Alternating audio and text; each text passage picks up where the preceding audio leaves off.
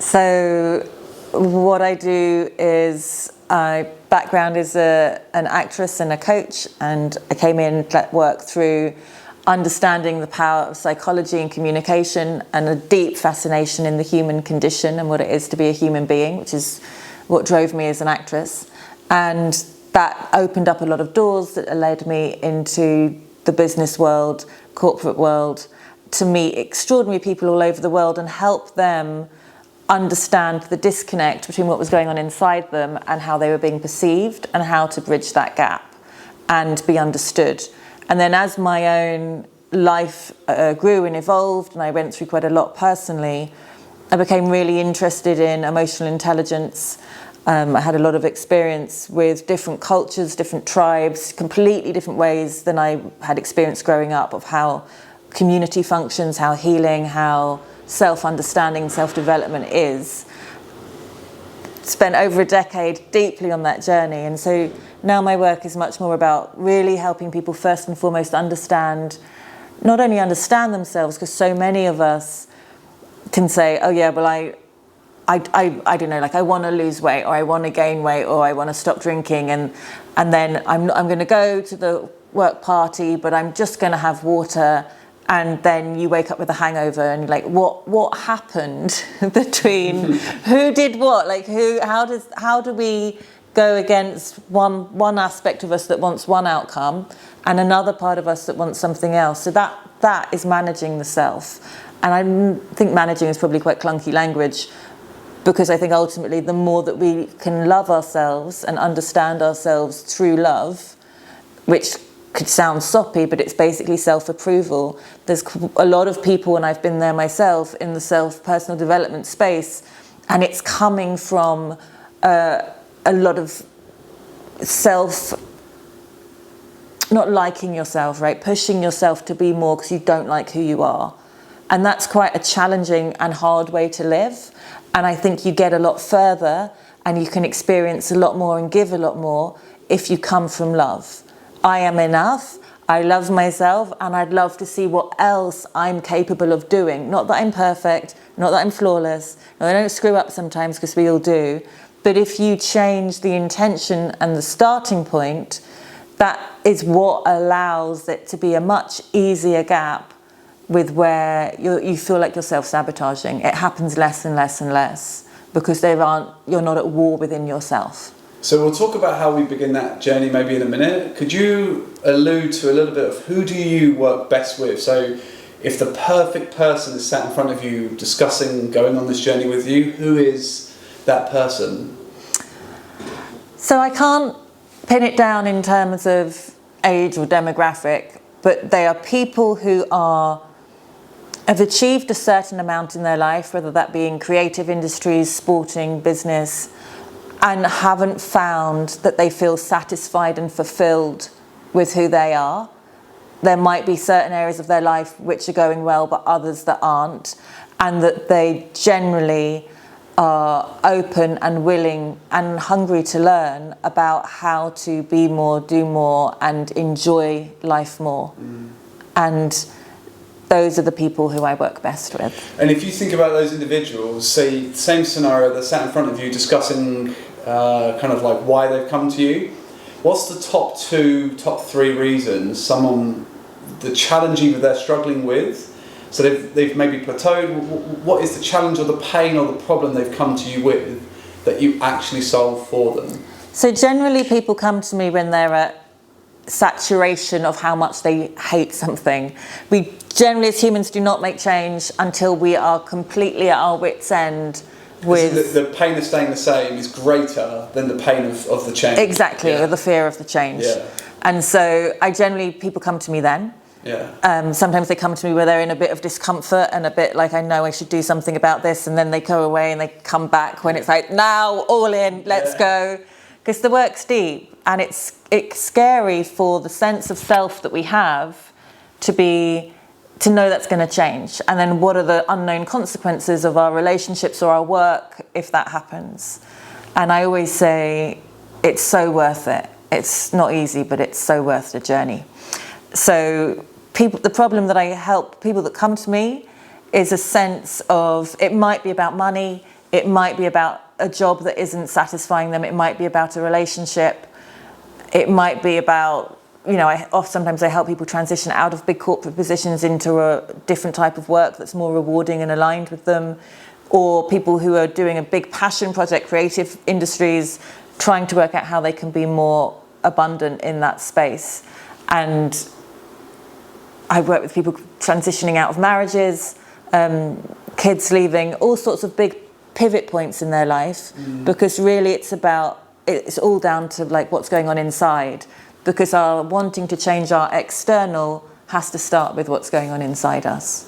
And let's talk about, because one thing I get who we help, I get the work that you're supporting someone begin. What is like the process, if it was broken into like 5-6 main steps, just the start of that process of what does it look like to actually begin this work with you? Because you talked about it being deep, it's uncomfortable but necessary. What does the start of this really look like? So let me first of all finish up with telling you what problem I solve, and then I can talk you through that. So problem I solve is helping people live their life authentically and love what they do. So if you feel that you're not congruent, you're not enjoying who you are, you're not showing up who you feel like what am I doing with my life? Whose life is that? That space of feeling lost and uncertain and maybe like an imposter, or that you don't have a secure anchoring in your life, like big grief can give you that.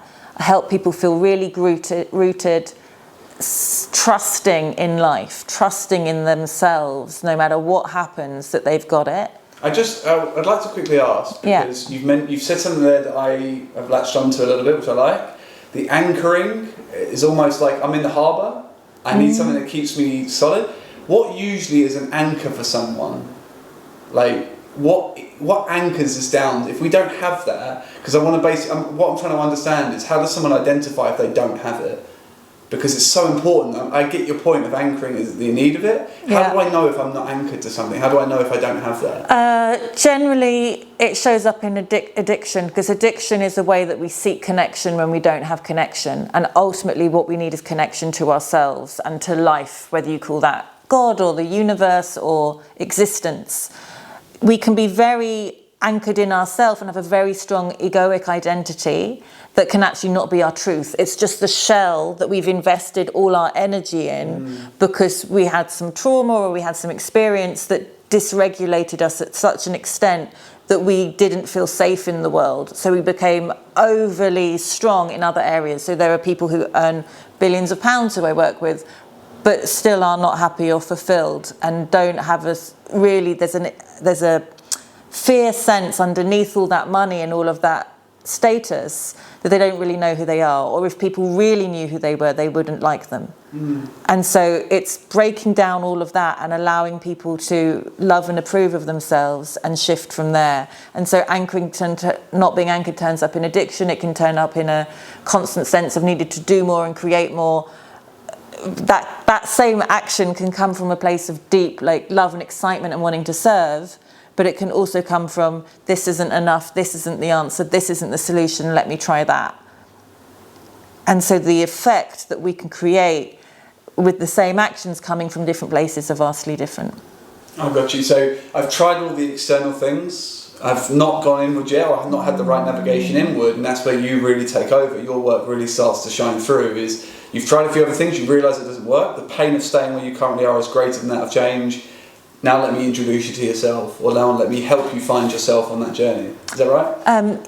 Yes, and it's both at the same time. So some people, it's like, is it therapy? I don't know if I want therapy. It's not therapy, but the work can be therapeutic. But it's also about results. So how do you know if it's really working for you, if doing these shifts or changes is worth it, unless other things are changing? So people come and say, my marriage is so much better. My estranged child has got back in touch with me.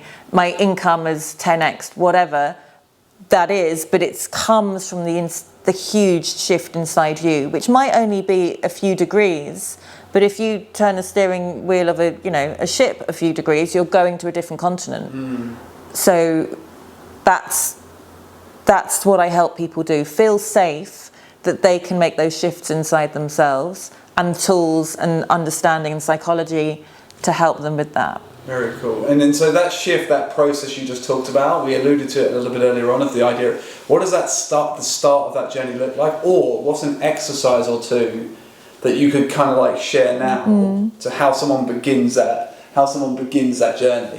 So my work is really around emotional intelligence, and that term first came up in the 1980s with Daniel Goleman.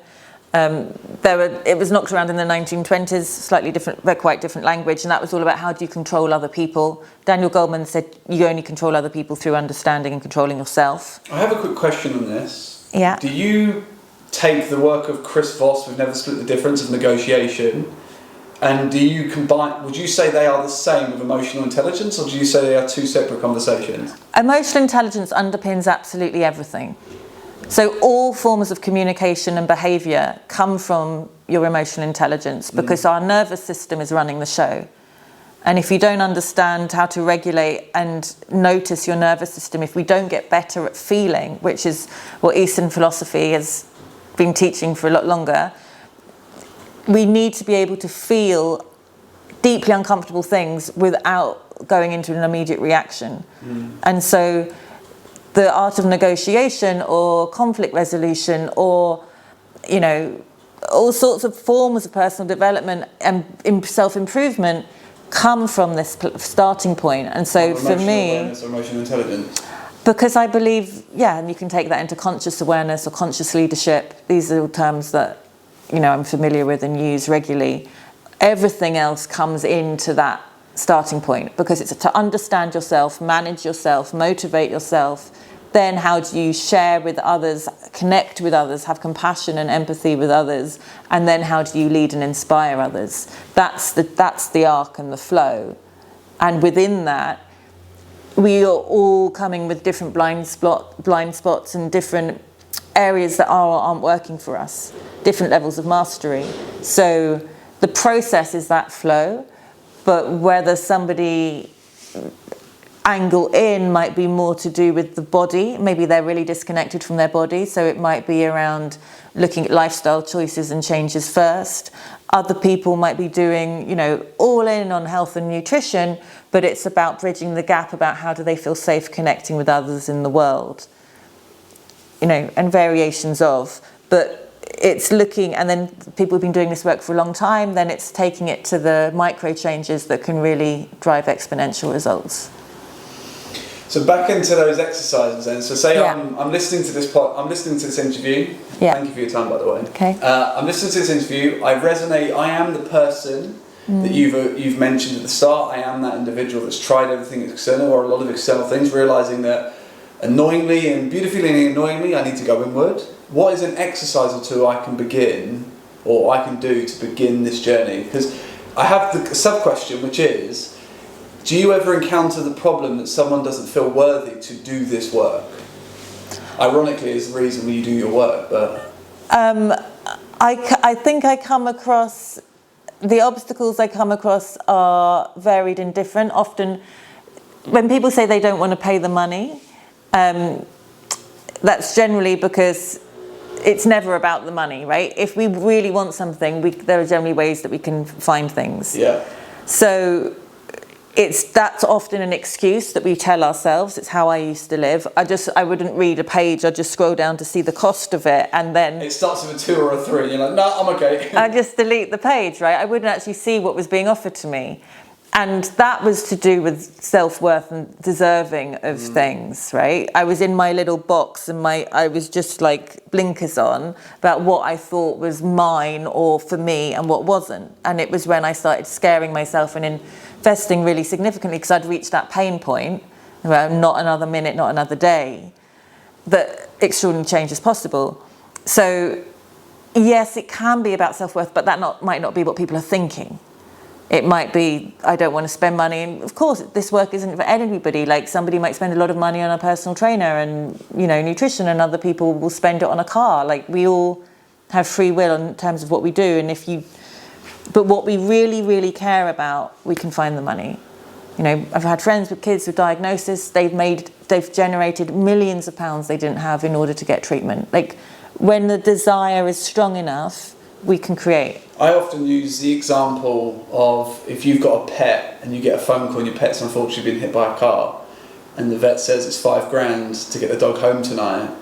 Do you let the dog die or do you pay for the dog to come home? And 9 times out of 10, well, everyone always said the dog's coming home that night, whatever the cost is.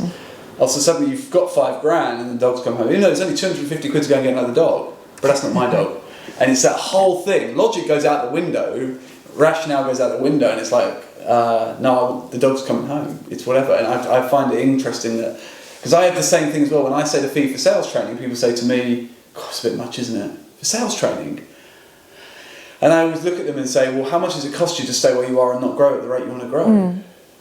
Exactly. What's worth more to you? So the 80 grand I charge you for a year's worth of training, or you've lost £400,000 in just pipeline loss of revenue this quarter alone. What's worth more to you when you put it like that? So it's like it's about finding the value. So in terms of that process then, sorry I asked the sub question which threw us off. In terms of the starting exercise that someone could begin with, what would you say it would be? It depends why you're coming to me. Is it to heal your relationship with money? Is it because nobody likes you and you're finding it really difficult to make friends? Is it because you are hugely successful but you're drinking yourself a bottle of whiskey every night? Like, what is the starting point? And we have different appetites. So I do certain programs for certain areas for people. So I have a program called Prosperous Heart, which is all about people setting up a business or growing a business, and it's about strategy, mindset, and the unseen and what's not spoken about in those spaces. So that might be a way, in which case we're going to start looking at what your relationship with money is, what your relationship is on what it is to be in the world, what you were brought up with, what was spoken around money, where you place value, what unconscious rules you have about what you will and will not spend, charge, ask for, and a deep understanding of how much you need to get by in life and how much you maybe then want in terms of legacy, retirement, stretch. A lot of people's understanding of money is just in the day-to-day transactions and they're not thinking bigger picture without kind of going, oh, that's too boring, or moving into fear and control. Because similarly, many people understand attachment styles in relationship, whether you're avoidant or you're anxious or you're securely attached. The same thing shows up in all areas of your life. So finances, we tend to be secure or anxious or secure. So I help people move into a secure space, first of all, to start with, and then we can look at growing from there. It sounds almost like what you just said there relies heavily on the word legacy or vision to know where you want to go. Is that one of the starting blocks? That's actually more advanced. That's for people we've already maybe been doing some work for a while, or they've already been working with other people for a long time. Because when you feel very untethered or lost or confused, thinking 10, 20 years, it all feels magical picture. It doesn't feel like... I'm struggling with today and you're asking me what I'm going to do when I'm 50. Yeah, or it's like, I'll be a multi-zillionaire and I'll have 25 islands, and it becomes ungrounded because we often overestimate what we can do in a short amount of time and underestimate what we can do in decades. But if you haven't experienced incremental, significant, repeatable change and growth, you don't know what the exponential journey is to get to there. So it's, I'm going to be president, when you ask kids and they have no boundaries, I'm going to be president, or I'm going to be Madonna, or I'm going to be Brad Pitt, an astronaut, versus the journey to get there. Because actually it's like, well, maybe I hate science and I don't want to sit in a confined space, and I'm much more interested in creative expression than an astronauts get. So it's a nice idea, but it's not right for me. So legacy and vision come into play when people are already on the journey and know themselves a bit better. So that kind of sums up my last question really nicely then. So what is the step before vision and legacy then? Because it's interesting, because a lot of the work I've done around coaching is they put legacy and vision at like the first point.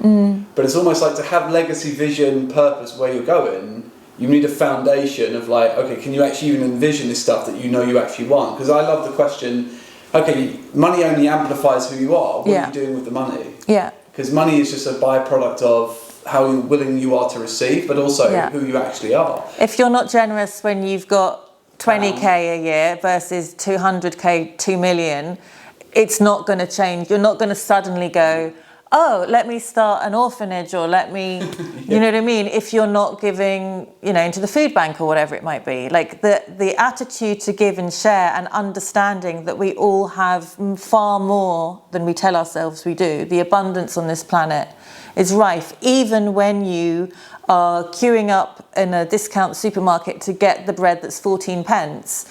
Are you thinking how little you have because you're not buying the sourdough from the farmer's market? Or are you thinking, oh my goodness, thank you to the people who put this on the shelf. Thank you to the people who grew the wheat. Thank you to the truck that got it here. Thank you for the fact that I have nourishment, and there are people, I'm doing a 30-day fast at the moment. I don't need to do that, but it's making me so grateful for when I do eat, right?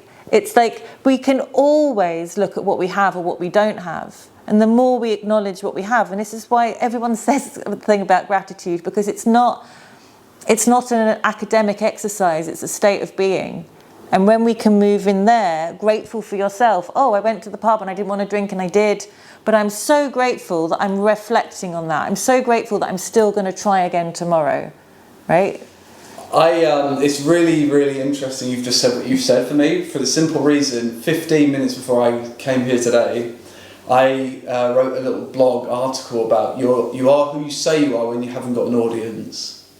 And I think when I'm listening to you now, a lot of what I'm hearing is this idea of, I'll be good when, I'll be nice when, I'd give back if I had it.